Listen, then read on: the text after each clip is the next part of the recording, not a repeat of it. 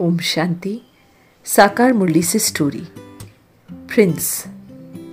मीनाक्षी के घर संत आते हैं। संत कहते हैं, बेटा, अपने कर्मों का विनाश करने और संपूर्ण पावन बनने के लिए गंगा स्नान करने जा रहा हूँ, कुछ दान दे दो।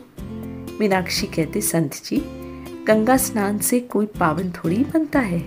पावन तो परमात्मा के ज्ञान से ही बनते हैं। अगर गंगा स्नान करने से कर्म भोग से बचते तो गंगा पुत्र भीष्म भी बचते, पर गंगा पुत्र होते हुए भी भीष्म को भी कर्म भोग भोगना पड़ा ना। अगर गंगा स्नान से पावन बनते हैं तो गंगा में रहने वाले मेंढक व मछली का भी कल्याण हो जाता। संत जी, आपको संपूर्ण पावन बनना है तो संपूर्ण बेगर बनिए।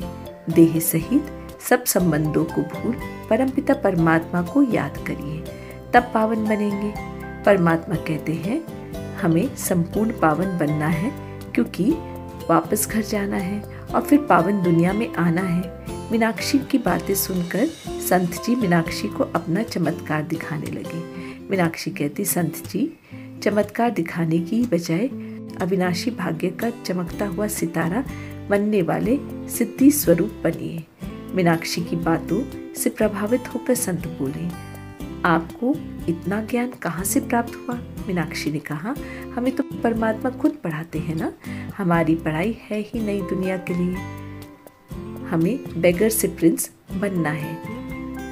संत कहते हैं, आपका ज्ञान तो बिल्कुल अलग है, मुझे और जानने की जिज्ञासु हो रही है। मीनाक्षी कहती है, अब नाटक पूरा हो रहा है, हमें वापस जाना है, इसलिए आत्मा को परमात्मा की याद से सतप्रधान जरूर बनना है। इस देह से भी पूरा बेगर बनने के लिए बुद्धि में रहे कि इन आंखों से जो भी कुछ दिखाई दे रहा है सब खत्म हो जाना है। संत जी कहते, क्या हम भी प्रिंस बन सकते हैं? मीनाक्षी कहती, संत जी, जरूर बन सकते हैं। आप इन आंखों से जो भी कुछ देखते हो ना, सब विनाश हो जाने वाला है, इसलिए धन संपत्ति वैभव आदि सब भूल बेगर बनिए। ऐसे बेगर ही प्रिंस बनते हैं।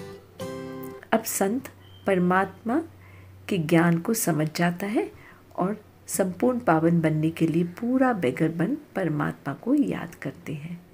इस कहानी से हमें ये शिक्षा मिलती है कि जो बच्चे पूरा बेगर बन परमात्मा की याद से संपूर्ण पावन बनते हैं, वही प्रिंस बनने के हकदार होते हैं। अच्छा, ओम शांति।